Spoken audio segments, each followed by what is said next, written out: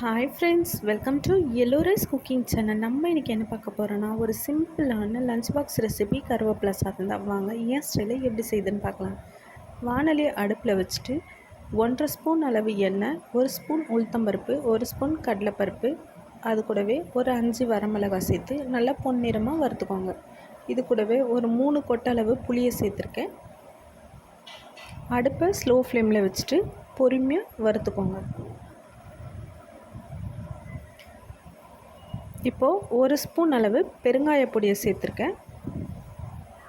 அதையும் சேர்த்து நல்லா பொன்னிறமாக வறுத்துக்கோங்க. இது கூடவே 1 ஸ்பூன் சீரகம் கருவேப்பிலை சாதத்துக்கு ஒரு நல்ல மணத்தை கொடுக்கும்.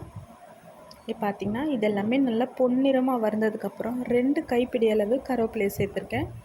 கருவேப்பிலையும் அது கூட சேர்த்து நல்லா வதக்கிக்கோங்க. கருவேப்பிலை நல்லா ஒரு மாதிரி அப்பளம் மாதிரி நொறுங்கணும். அந்த ஸ்டேஜில் நல்லா வதக்கிக்கோங்க. அடுப்பை ஸ்லோ ஃப்ளேம்லேயே வச்சுக்கோங்க. இப்போ பார்த்திங்கன்னா இது கரெக்டான பக்குவத்துக்கு நல்லா வதங்கி வந்தாச்சு. அடுப்பை ஆஃப் பண்ணிவிட்டு ஒரு 5 நிமிஷம் அப்படியே ஆறட்டம் விட்டுருங்க. ஆறினதுக்கப்புறம் இது எல்லாத்தையும் மிக்ஸி ஜாரில் சேர்த்துக்கோங்க.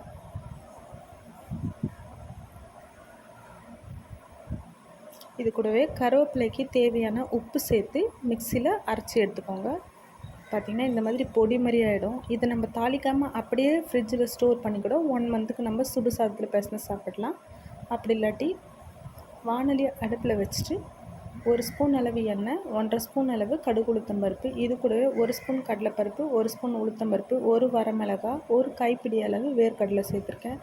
வேர்க்கடலை பிடிச்சா சேர்த்துக்கோங்க, இல்லைன்னா ஸ்கிப் பண்ணிவிடுங்க. இது எல்லாத்தையும் நல்லா பொன்னிறமாக வதக்கிட்டு இது கூடவே அரைச்சி எடுத்து வச்சுருக்கிற அந்த கருவேப்பிலை பொடியை சேர்த்து நல்லா கலந்து விட்டுக்கோங்க. உப்பு இருக்கான்னு ஒரு தடவை நல்லா செக் பண்ணிக்கோங்க. கருவேப்பிலையை ஆல்ரெடி நம்ம நல்லாவே பொன்னிறமாக வதக்கியிருக்கோம். அதனால் ரொம்ப நேரம் வதக்க வேண்டிய அவசியம் இல்லை. கொஞ்ச நேரம் நல்லா கலரி விட்டுட்டு அடுப்பை ஆஃப் பண்ணிவிடுங்க. இப்போ சூடான வடித்த சாதத்தை இது கூட சேர்த்து